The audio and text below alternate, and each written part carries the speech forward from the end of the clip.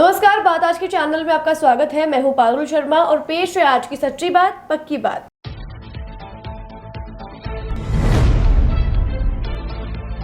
धानका समाज को धन का समाज लिखने पर रोष बरकरार, धानका समाज की संगोष्ठी में उठे स्वर।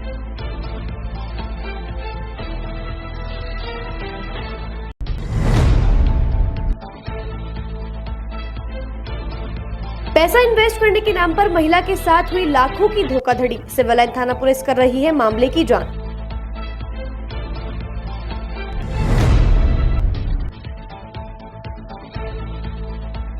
नाबालिग बच्चे के साथ दुष्कर्म करने वाले को हुई 20 साल की सजा, मामला जुड़ा है जवाजा थाना क्षेत्र से।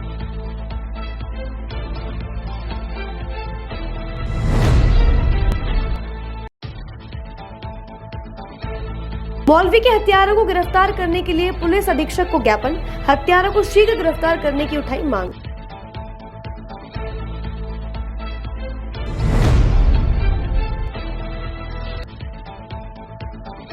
तरबूजा मीठा और लाल करने वालों की क्या होती है तरकीब, देखिए विशेष रिपोर्ट।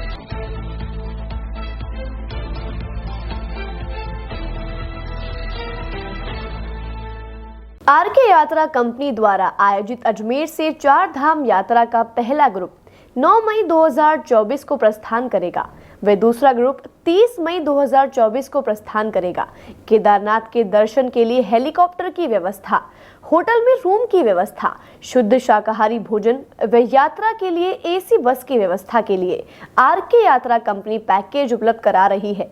अधिक जानकारी के लिए संपर्क करें आरके यात्रा कंपनी, सोने जी की नसिया, आगरा गेट, अजमेर। यार, बच्चे के लिए ऐसा स्कूल तलाश रहा हूँ जहाँ बच्चा स्टडी करे और साथ में उसे सभी स्पोर्ट्स फैसिलिटीज भी मिले। अपने बच्चे के लिए सतगुरु इंटरनेशनल स्कूल चुनो। स्टडी के साथ साथ यहाँ इवनिंग में नेशनल लेवल के कोचेज द्वारा swimming, badminton, lawn tennis, table tennis, basketball जैसे स्पोर्ट्स की ट्रेनिंग दी जाती है। अरे वाह! Satguru international school, Prithviraj Nagar, opposite A block, Panchsheel, Ajmer.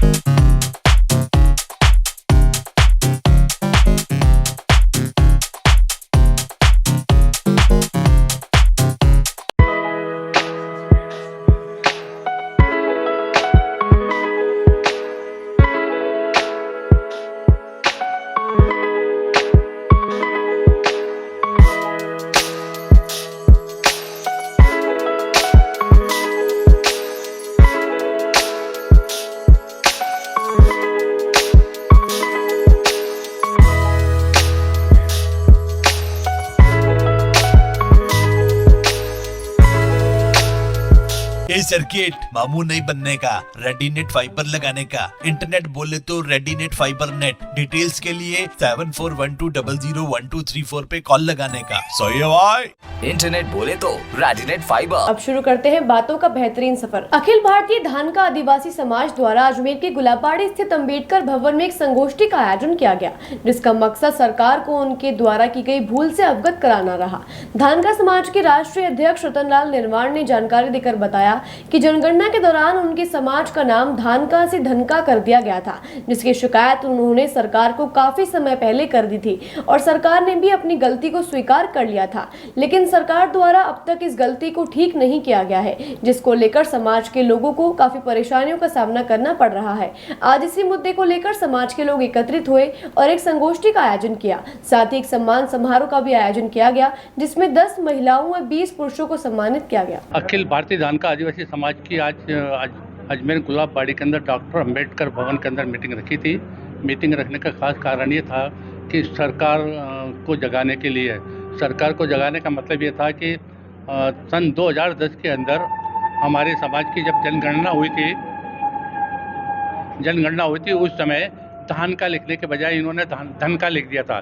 जब इसके लिए हम लोग कार्रवाई करी तो राजस्थान सरकार ने इस बात को स्वीकार किया कि हाँ, हमारे लिए यहाँ गलती हुई है, धान का लिखना था, धन का लिख दिया गया। और राजस्थान सरकार ने लिख करके लेटर दिया है कि हमने धान का कर दिया और उसको अपलोड करने के लिए कंप्यूटर पे भी हमने लेटर जारी कर दिया। ये सारी बात होने के बाद में फिर भी हमारे बच्चों को परेशान किया जा रहा, ना तो उनके सर्टिफिकेट बन रहे हैं और वो ओवर एज हो रहे हैं, नौकरी उनको लगेगी नहीं। सरकार के लिए भी बेकार है और हमारे घर के लिए भी बेकारी है। हमें चाहते हैं सरकार को जगाने के लिए कि भाई एक वोट से भी, मतलब अटल बिहारी वाजपेयी की सरकार आ रही थी, अगर हमने ये सोच लिया, हमारे समाज ने सोच लिया, अगर हम वोट नहीं देंगे तो सरकार कभी भी नहीं आ सकती। हम चाहते हैं कि सरकार अच्छा काम कर रही है, हम आपको जिताना चाहते हैं, आपको वोट देना चाहते हैं, लेकिन साथ साथ में हमारी समस्या को भी सुना जाए हम, और समस्या सुनने के साथ साथ हमारा ऊपर ध्यान दिया जाए। जबकि सारे कार्य संपन्न है, सारी चीज़ें कंप्लीट है, धान का जाति रहती आज से नहीं है। भारत आज़ाद नहीं हुआ तो उसके पहले सन 1923 के अंदर ब्रिटिश गवर्नमेंट ने हमारे को सर्टिफिकेट दिया था कि धान का जाति जनजाति के अंदर आती है। हमारे पास में मद्रास का रिकॉर्ड है, महाराष्ट्र का रिकॉर्ड है, गुजरात का रिकॉर्ड है, दिल्ली का रिकॉर्ड है, सारे रिकॉर्ड में धान का है और ये सरकार भी मानती है। जब हमने ये केस हाई कोर्ट जयपुर के अंदर लगाया तो हाई कोर्ट के जज ने ये कहा कि प्रेसिडेंट ऑफ इंडिया, राष्ट्रपति ने जो कानून बना रखा 1976 का गजट नोटिफिकेशन में है कि भाई धान का जाति जनजाति में आती है, इसको हम लोग इग्नोर नहीं कर सकते हैं और ना कोई कोर्ट कर सकती है कि अतः इनको सर्टिफिकेट बना करके दिया जाए। ये कानून मतलब और नियम होते हुए भी हमारे को फिर भी परेशान किया जा रहा। इसी संबंध में हमने आज यहाँ पर मीटिंग रखी थी। सिविल लाइन थाना क्षेत्र से पैसा इन्वेस्ट करने के नाम पर धोखाधड़ी का मामला सामने आया है। जानकारी के अनुसार सिविल लाइन थाना क्षेत्र निवासी शारदा की पुत्री के पास इंस्टाग्राम पर 750 रुपए का इन्वेस्टमेंट कर अधिक पैसा कमाने का लालच दिया गया, जिसके लालच में आकर पीड़िता के साथ 2,71,000 की धोखाधड़ी की वारदात को शातिर ठग ने अंजाम दिया, जिसके बाद पीड़िता ने सिविल लाइन थाना पुलिस को इसकी जानकारी दी। पुलिस ने धारा 420 के तहत मुकदमा दर्ज कर जांच शुरू कर दी है। ये के नाम पीड़िता शारदा पत्नी रामधन बिश्नोई ने करवाया, जो नागौर जिले की रहने वाली है। हाल में नाई कॉलोनी एमडीएस के पास घोघरा में रह रही है। उसने दर्ज कराया कि मेरी बच्ची के पास कोई इंस्टाग्राम पर आया तो उसने कहा प्रलोभन देते हुए कि 750 रुपये जमा कराओ, आपको 1499 रुपये मिलेंगे। इसमें बारी बारी करते हुए उसने के नाम 2,71,585 रुपये कुल जमा करा दिए। 420 की धारा में प्रकरण 155 दर्ज किया जाकर रामदास एसआई के पास फ्रॉड हुई है, उसके साथ 32 साल। पूर्व में नाबालिग बच्ची को बहला फुसलाकर आरोपी राजेंद्र सिंह पुत्र चिगन सिंह उम्र 22 वर्षीय नाबालिग के साथ दुष्कर्म करने के मामले में आज आरोपी को 20 साल कठोर कारावास और 24,000 रुपए के अर्थदंड से दंडित किया है। जानकारी के अनुसार पूर्व में 12 अप्रैल 2023 को जवाजा थाने में एक रिपोर्ट दर्ज कराई, जिसके आधार पर आरोपी राजेंद्र सिंह द्वारा नाबालिग बच्ची को बहला फुसलाकर ले जाया गया, जिसके बाद परिजनों की रिपोर्ट के आधार पर जवाजा थाना पुलिस ने नाबालिग बच्ची को अहमदाबाद से दस्तयाब कर मेडिकल रिपोर्ट कराई, जिसके आधार पर आरोपी राजेंद्र सिंह द्वारा नाबालिग बच्ची के साथ दुष्कर्म करने की पुष्टि हुई, जिसके बाद कोर्ट ने इसे अमानवीय श्रेणी का अपराध मानते हुए आरोपी को 20 साल की कठोर कारावास और 24,000 के अर्थदंड से दंडित किया है। देखिए, आज पोक्सो कोर्ट के विशिष्ट न्यायाधीश श्री बन्नालाल जाट द्वारा पोक्सो एक्ट के आरोपी राजेंद्र सिंह को 20 वर्ष का कठोर कारावास और 24,000 रुपये के अर्थदंड से दंडित किया है। घटना अनुसार परिवादी ने 12 अप्रैल 2023 को पुलिस थाना जवाजा में एक रिपोर्ट इस आशय की दर्ज कराई थी कि दिन में 11 बजे मेरी पुत्री घर पे थी और जब मैं वापस आया तो बच्ची घर पे नहीं मिली। काफी ढूंढा, तलाश किया तो गांव उसने थाने पर जाकर रिपोर्ट दर्ज कराई। पुलिस ने रिपोर्ट दर्ज करने के कुछ दिनों बाद उस बच्ची को अहमदाबाद से दस्तियाब करके ले गई। जब अहमदाबाद से दस्तियाब करके अजमेर आई तो बच्ची के 164 के बयान हुए तो बच्ची ने बताया कि 12 तारीख को घर पर थी। राजेंद्र ने उसको फोन किया और गांव के बाहर बुलाया और गांव के बाहर गई तो राजेंद्र ने उसको अपने विश्वास में लेकर ट्रेन में बैठाकर अहमदाबाद ले गया और 4 दिन तक किसी होटल में रखकर उसके साथ दुष्कर्म किया। इस सभी चीजों पर विश्वास करते हुए और पुलिस ने पीड़िता और अभियुक्त के जो सैंपल विधि विज्ञान प्रयोगशाला जयपुर भिजवाए थे, उस विधि विज्ञान प्रयोगशाला से आई एफएसएल और डीएनए रिपोर्ट से भी पीड़िता के साथ दुष्कर्म की पुष्टि हुई। अभियोजन पक्ष की ओर से पेश 14 गवाह और 29 दस्तावेज डीएनए और एफएसएल रिपोर्ट के आधार पर माननीय न्यायालय ने आज अभियुक्त को 20 वर्ष के कठोर कारावास और अर्थदंड से दंडित। अजमेर के कंचन नगर स्थित मोहम्मदी मस्जिद के मौलवी की मस्जिद में घुसकर हत्या कर दी गई थी, जिसमें फिलहाल आरोपियों की पहचान नहीं हो पाई है। जिसके बाद अजमेर मदरसा कमेटी व जिला कांग्रेस कमेटी ने पुलिस अधीक्षक को ज्ञापन सौंपकर मौलवी के हत्यारों को जल्द पकड़ने व कड़ी से कड़ी सजा देने की मांग की है। साथ ही पुलिस अधीक्षक ने आश्वस्त करते हुए आरोपियों को जल्द पकड़ने की बात कही है। रात को हमारे कंचन नगर मस्जिद के पेश इमाम साहब माहिर साहब का देर रात्रि किसी अज्ञात लोगों ने मर्डर कर दिया। इस संबंध में जिला प्रशासन, जिला पुलिस कंप्लीट अपना काम कर भी रही है, लेकिन आज करीब 8 दिन हो गए मुलजिमों की गिरफ्तारी नहीं हुई। आज हमारे जिला कांग्रेस कमेटी के वरिष्ठ नेता और इंसाफ साहब और जिला मदरसा कमेटी के अध्यक्ष आरिफ साहब और तमाम यहाँ के मौजूद लोग, आज हम सब लोग एसपी साहब को ज्ञापन देने के लिए आए हैं और इस बात का खुलासा करने के लिए मुलजिमों को तुरंत गिरफ्तार हो, उसके परिवार को आर्थिक सहायता मिले, इस बात के लिए सब लोग आज ज्ञापन देने के लिए आए हैं। माननीय एसपी साहब ने बहुत ही शानदार जवाब दिया है, कहा है कि मेरे पर विश्वास करें, क्योंकि अजमेर जो है वो गंगा जमनी तहजीब के लिए जाना जाता है। हम तमाम अजमेर के लोग गंगा जमनी तहजीब को फॉलो करेंगे, सब लोग शांति व्यवस्था बना के रखेंगे। जिला प्रशासन पर हमें पूरा भरोसा है कि वो मुलजिमों की तुरंत गिरफ्तारी करेगा और हमें न्याय मिलेगा। सरदार साहब और पूरे जिले, तमाम जिले के मेन हमारे मुस्लिम समुदाय के वरिष्ठ नागरिकों ने एसपी साहब को ज्ञापन दिया और आपके सामने एक पिछले शुक्रवार को ये मर्डर हुआ था, लेकिन अभी 8 दिन से इसका मर्डर का खुलासा नहीं हुआ है। इन लोगों ने आशंका जताई कि भाई अभी तक मर्डर खुला नहीं है, तो एसपी साहब ने हमें आश्वस्त किया है कि मैं बहुत जल्दी इस मर्डर को खोलेंगे। हम आप लोग भी हमारा सहयोग करें, तो हम लोग सब सहयोग कर रहे हैं और हम सभी लोग उनके उस बात से संतुष्ट हैं कि जांच चल रही है उनके हिसाब से। हम चाहते हैं कोई निर्दोष व्यक्ति भी इसमें नहीं फंसे, दोषी को सजा मिले और ये जल्द से जल्द इसका खुलासा हो जाए, जिससे कि ये भय का जो वातावरण है वो खत्म हो जाए। गर्मियां शुरू होते ही ज्यादातर लोग जिस रसीले, ताजा, टेस्टी फल का इंतजार करते थे, आज वही तरबूज कई सवालों के घेरे में खड़ा है। एक समय था जब तरबूज काटने पर अगर वो लाल और मीठा निकलता था तो पूरे घर में खुशी फैल जाती थी, लेकिन अब ये खुशी एक टेंशन के साथ आती है। टेंशन इस बात की कि कहीं इस तरबूज को केमिकल से लाल और मीठा तो नहीं किया गया है। ऐसा एक वीडियो सोशल मीडिया पर वायरल हो रहा है, जिसमें दिखाया गया है कि किस तरह से लोगों की जान के साथ खिलवाड़ करते हुए तरबूज को केवल मात्र 10 मिनट में एकदम लाल करके मीठा लाल जहर आम लोगों को खिला रहे हैं। कुछ बड़े फल विक्रेता इसे सावधान रहें और तरबूज खरीदते वक्त सावधानी रखें और सोच समझकर तरबूज खरीदें।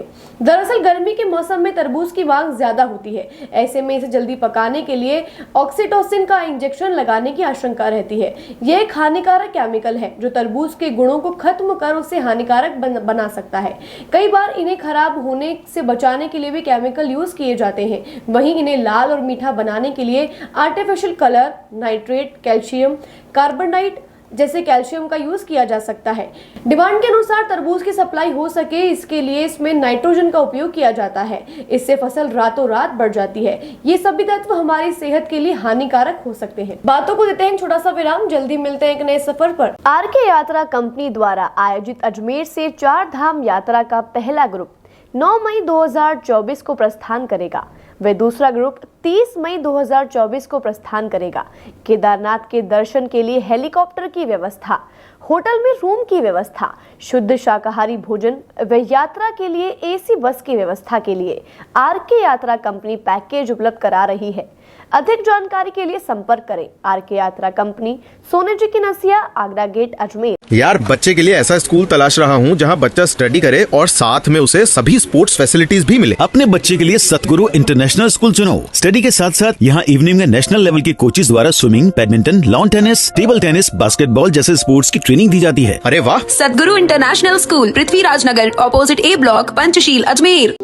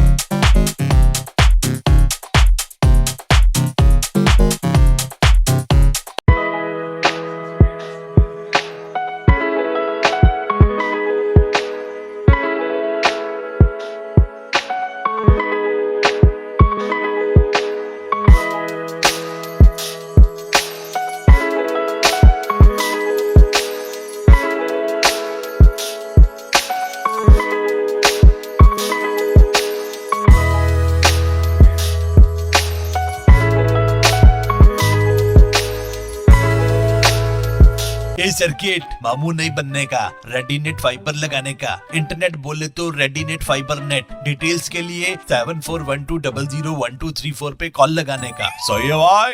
इंटरनेट बोले तो रेडीनेट फाइबर। एक बार फिर आपका स्वागत है। आइए चलते हैं एक नए सफर पर। अजमेर के श्रीनगर थाना इलाके में एक वाहन चालक के द्वारा गाड़ी में पेट्रोल पंप से पेट्रोल भरवाए जाने के बाद बिना पैसे दिए तेज रफ्तार में कार लेकर फरार होने का मामला सामने आया है। ये पूरी घटना वहां लगे सीसीटीवी में कैद हो गई। सीसीटीवी फुटेज के आधार पर पेट्रोल पंप संचालक ने वाहन चालक के खिलाफ श्रीनगर थाने में मुकदमा दर्ज करवाया है, जिसके बाद पुलिस मामले की जांच में जुटी है।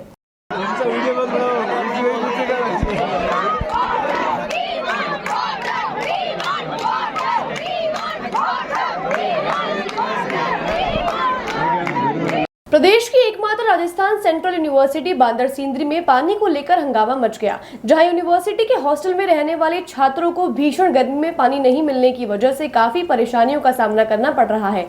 अपनी पानी की समस्या को लेकर छात्रों ने देर रात्रि में जोरदार हंगामा किया, जिसके बाद हंगामे का एक वीडियो सामने आया जिसमें भारी संख्या में छात्र नजर आए। छात्रों ने अपनी पानी की मांग को लेकर देर रात्रि में ही विरोध प्रदर्शन कर दिया, जिसके बाद छात्रों को समझाइश कर शांत करवाया गया। साथ ही छात्रों का कहना है कि आए दिन पानी की समस्या को लेकर उन्हें परेशान होना पड़ता है। संभाग के सबसे बड़े जवाहरलाल नेहरू चिकित्सालय के हीमोडायलिसिस यूनिट के अंतर्गत मशीन में तकनीकी खराबी के चलते पिछले 2 दिनों से मरीजों को काफी परेशानियों का सामना करना पड़ रहा है। आज जब मीडिया ने डॉक्टर जीसी मीणा से इसके बारे में पूछताछ की तो उन्होंने आज शाम तक मशीन को सही कराने का आश्वासन दिया। ये उसके आरओ प्लांट में जो खराबी आई है, कल शाम को रात को जो है डॉक्टर साहब ने बताया और उसको प्रोसीडिंग बुला दिया है। इंजीनियर साहब से बात हो गई है और कोशिश हमारी जारी रहेगी कि आज के आज ये मशीन ठीक हो जाए, क्योंकि हम भी नहीं चाहते कि जो मरीजों को अनावश्यक परेशानी हो।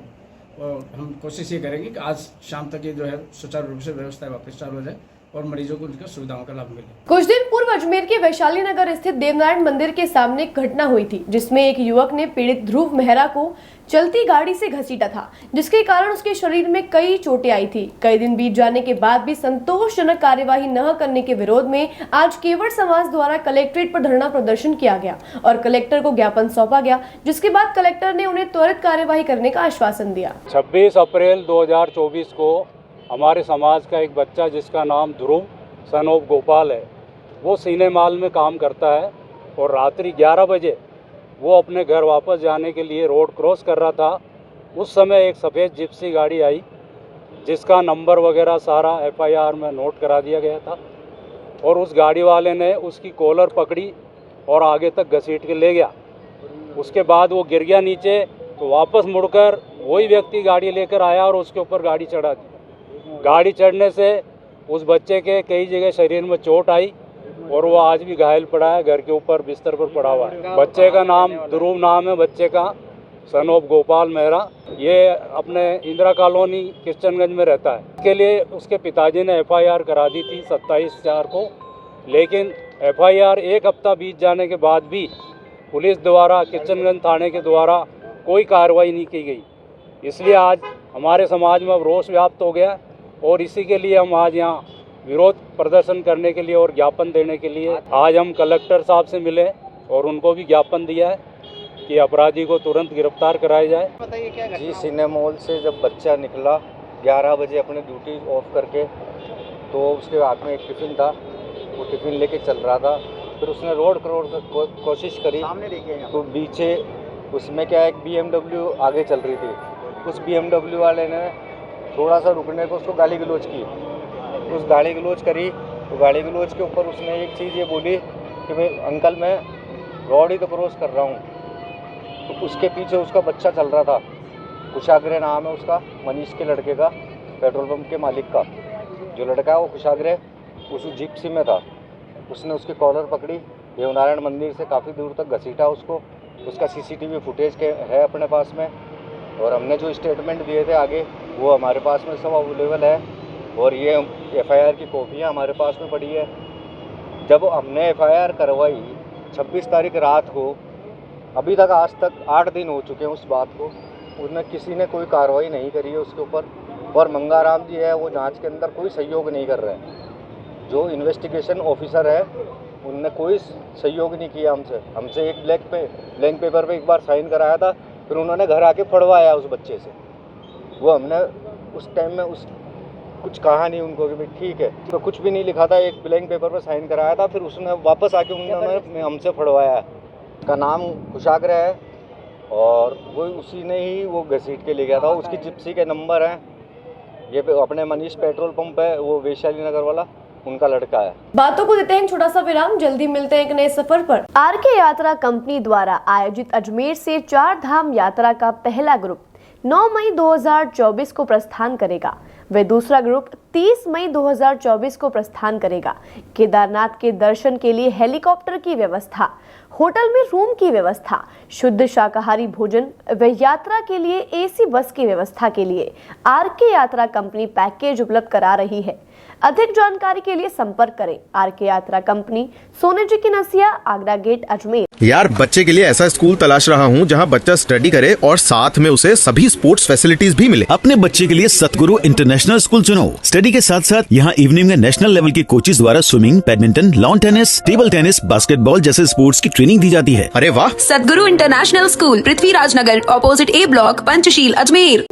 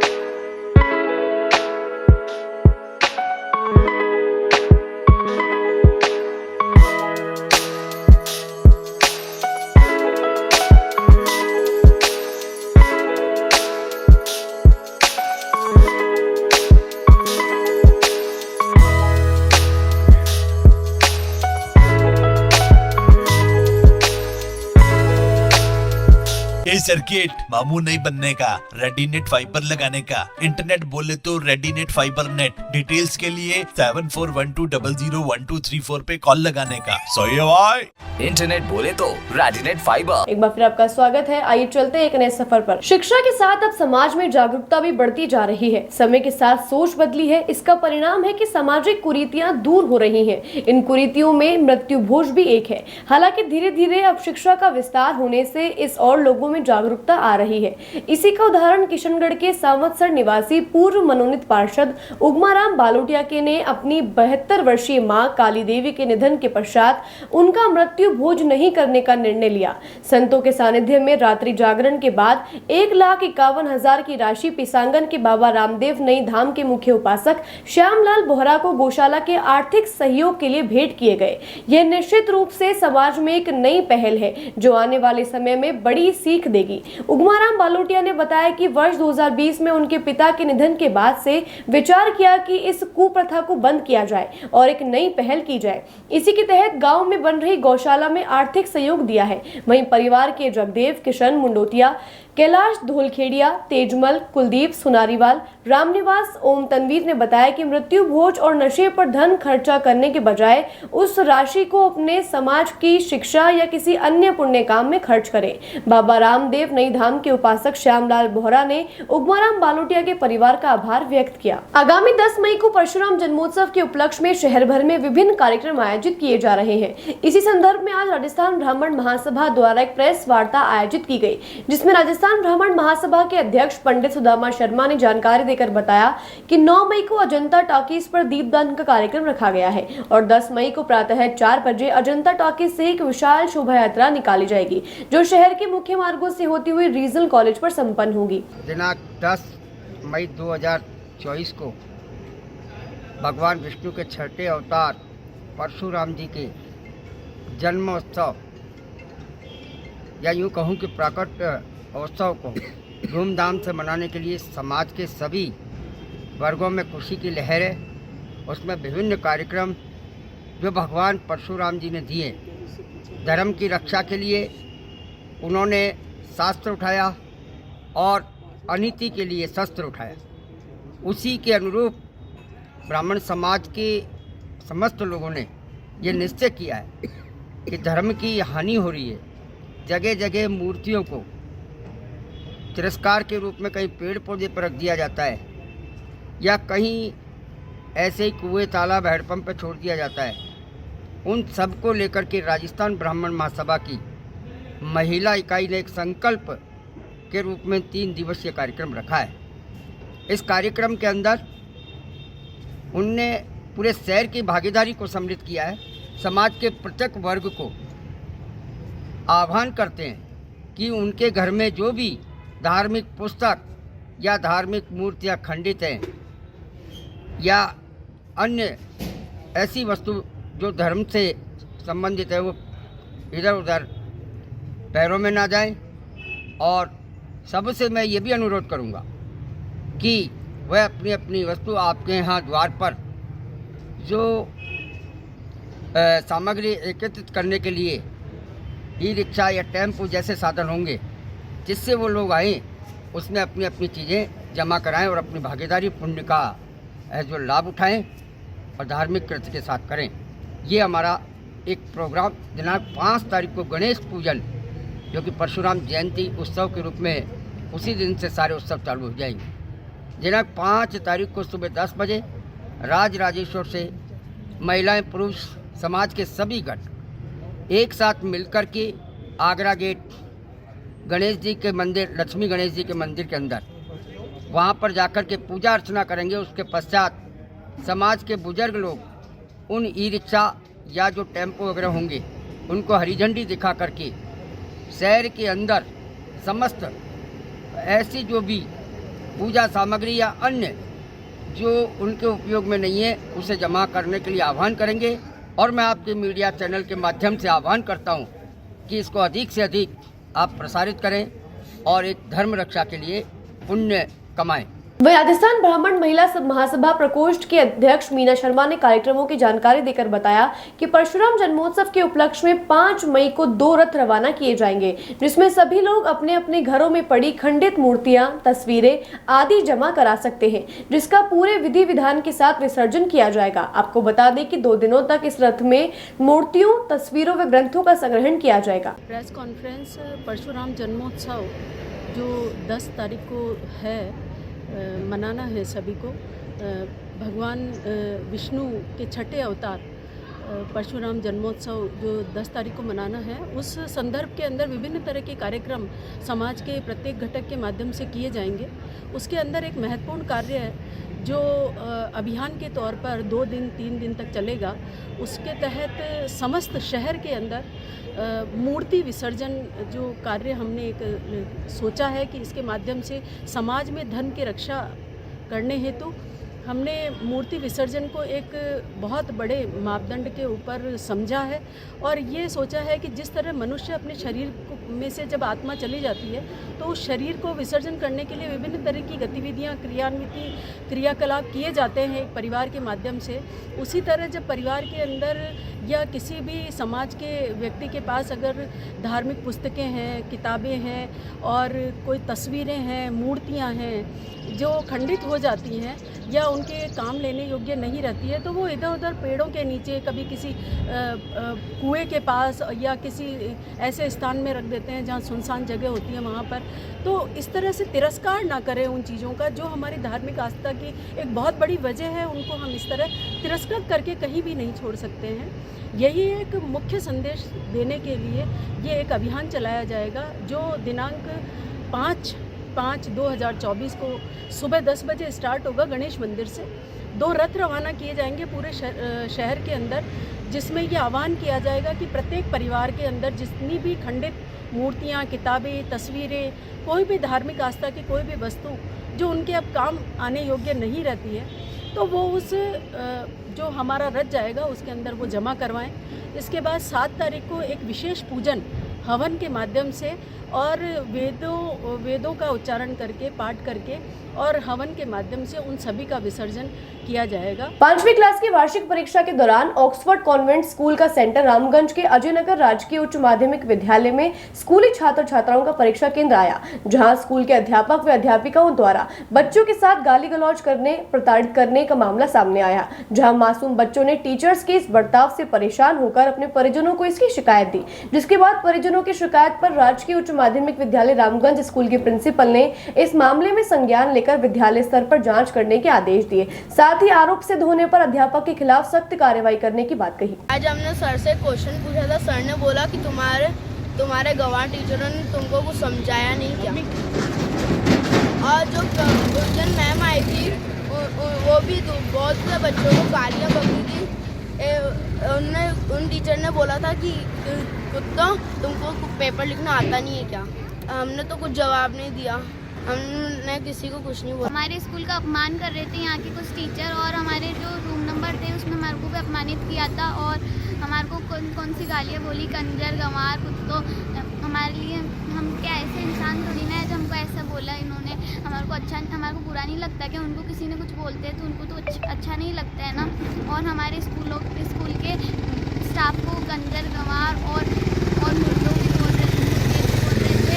हमारे स्कूल से हम यहाँ पे परीक्षा देने आए थे बोर्ड की पेपर, तो यहाँ के टीचर 9 और 18 नंबर के टीचर जिनकी ड्यूटी लगी थी वो यहाँ पे हमको अपशब्द बोल रहे हैं कंजर आवा तुम्हारे स्कूल के कबूतर हैं, चुपेड़ियों, कुत्ते, कमीने, ऐसे अपशब्द और हमारे ऐसे अंडशंड बोल रहे हैं और हम बोल भी नहीं सकते उनको कुछ। और हमने हमारी स्कूल के प्रिंसिपल को भी कंप्लेन की, वो बोल रहे हैं हमने बात कर लिया अब कुछ नहीं बोलेंगे, जबकि वो बार बार भी बोल रहे थे। ऑक्सफोर्ड कॉन्वेंट स्कूल हमारा सेंटर ये राजकीय उच्च प्राथमिक विद्यालय रामगंज अजमेर।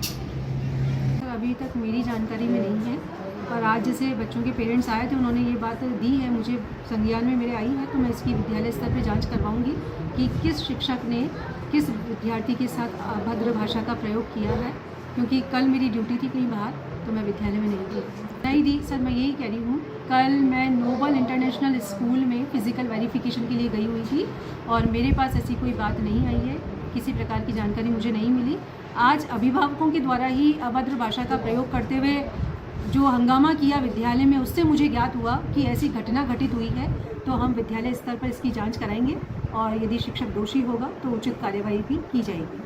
अजमेर के वार्ड नंबर 2 में स्थित फ्लोरेंस अपार्टमेंट में रहने वाले लोगों ने आज नगर निगम के खिलाफ अपनी नाराजगी जाहिर की है। उन्होंने बताया कि उनके अपार्टमेंट के पास बने साफ सुथरे नाले को नगर निगम द्वारा सफाई करने के बहाने जबरन तोड़ा जा रहा है। क्षेत्रवासियों का कहना है कि इस नाले की सफाई के लिए मैनहोल पहले से ही बने हुए हैं, फिर भी इस नाले को तोड़ा जा रहा है, जिससे किसी दुर्घटना की संभावना भी बनेगी और पूरे क्षेत्र में दुर्गंध भी फैलेगी। आज क्षेत्रवासियों ने नगर निगम की इस कार्यवाही का विरोध जताया, जिसके बाद नगर निगम प्रशासन द्वारा उनको कुछ समय तक कार्यवाही न करने का आश्वासन दिया गया। के फ्लैट्स में हम लोग रहते हैं और फ्लोरेंस के बाहर चारों तरफ साइड में जो नाला बना हुआ है, बहुत बड़ा नाला है और इसको बाकायदा बिल्डर ने पहले से ही आरसीसी से कवर कर रखा है। इसमें 8 फीट गहरा है और 8 फीट चौड़ा है और चारों तरफ सीमेंटेड है। इसके टॉप पे आरसीसी का बाकायदा उसको टॉप बना रखा है और बीच ही जो मैन होल छोड़ रखे जिससे इसकी सफाई हो सके।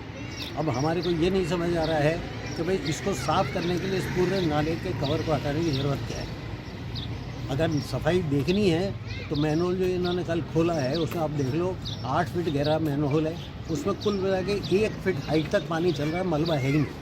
उसके बावजूद हम इनका एश्योर कर रहे हैं कि भाई ठीक है, जो भी कुछ होगा हम साफ़ सफाई करवा देंगे। हाँ, विरोध भी किया हमने, उनसे रिक्वेस्ट करी कि आप इस काम को छोड़ दो, खाली सफाई करवाएं कि हम करवा देंगे, अपने लेवल पर करवा देंगे, आप इससे तोड़ा फोड़ी करके इसकी उसको बिगाड़ो मत। निगम प्रशासन की जेसीबी आई थी, जैसे उसे तोड़ना चालू किया था उस टाइम पर यहाँ पर सब लोग इकट्ठे हो गए थे। सबने ये कहा कि आप ऐसा मत करो, यहाँ पर हमारे बच्चे भी स्कूल जाते हैं, यहाँ से बहुत सी मवेशी गाय वह सब निकलते हैं, किसी का भी गिरने का डर है, अंधेरे में किसी को पता नहीं चलेगा, इसलिए आप इसको रोक दो। और आगे जो भी कुछ आपका कहना है साफ सफाई नहीं होती, हम अपने लेवल पर हमने उनको एश्योर कर दिया है कि हम वो करवा देंगे। नाला 10 फीट गहरा है, 8 फीट चौड़ा है और 8 फीट ही ऊंचा है, चौड़ा है, लंबाई चौड़ाई ऊंचे 8 feet by 8 feet by 10 feet है और तीनों तरफ से सीमेंटेड है और टॉप जो इसका बना है बाकायदा छत जैसे आरसीसी उस तरह से बना हुआ है, बाकायदा सरिये लगे हुए हैं। स्मार्ट सिटी का ये नगर निगम है। माननीय जी, दोहरी नीति देखिए आप। एक और तो अजमेर शहर के अंदर ये सारे नालों के ऊपर पार्किंग बना रहे हैं बहुत अच्छी तरह से कि जिसके ऊपर गाड़ियां खड़ी रहे और यातायात व्यवस्था सुगम हो। अजमेर शहर का ये वार्ड नंबर 2 है, 1 है। इसके अंदर आप देख लीजिए, यहाँ पर ये फ्लोरेंस अपार्टमेंट है, पहल है, स्काई टावर है। इसके ऊपर इन्होंने इतनी व्यवस्थित ढंग से, इतनी सुंदरता के साथ इन्होंने ये जो नाला कवर कर रखा है, इसमें आप कहीं पर भी देख लीजिए, कहीं गंदगी नहीं मिलेगी। परंतु नगर निगम के अधिकारियों को ये नाले दिख गए। अजमेर शहर के जो 88 लाख रुपए आपने खर्च किए, जो 2-2 फुट के नाले हैं वो आपको नहीं दिख रहे। जो अपने एस्केप चैनल हैं वो नाले आपको दिख नहीं रहे, जिससे बरसात का पानी आता रहता है, रोज है ना, आप देख रहे हैं वो नाले साफ नहीं होते, परंतु ये नाले साफ होते हैं। अब आप कह रहे हो कि मान्यवर, आपको भी पता होगा, समाचार पत्रों में आया करोड़ों रुपए स्मार्ट सिटी के अंदर, हर गली के अंदर हम साल 2-2 साल परेशान रहे सीवरेज के कारण कि सीवरेज लाइन डाल दी गई है। जब सीवरेज लाइन डाल दी गई है तो आपकी गली के अंदर जो नाली है, हमारे घर के आसपास जो नाली है, उनका औचित्य क्या रहा? सिर्फ बरसात के पानी आने के लिए। निगम ये दोहरी नीति अपनाता है, जहाँ सीधे साधे लोग रहते हैं उनको परेशान किया जाता है और जहाँ जो बदमाश लोग रहते हैं, जहाँ उनके जवाब देने वाले होते हैं, उनके पास कभी नहीं जाते।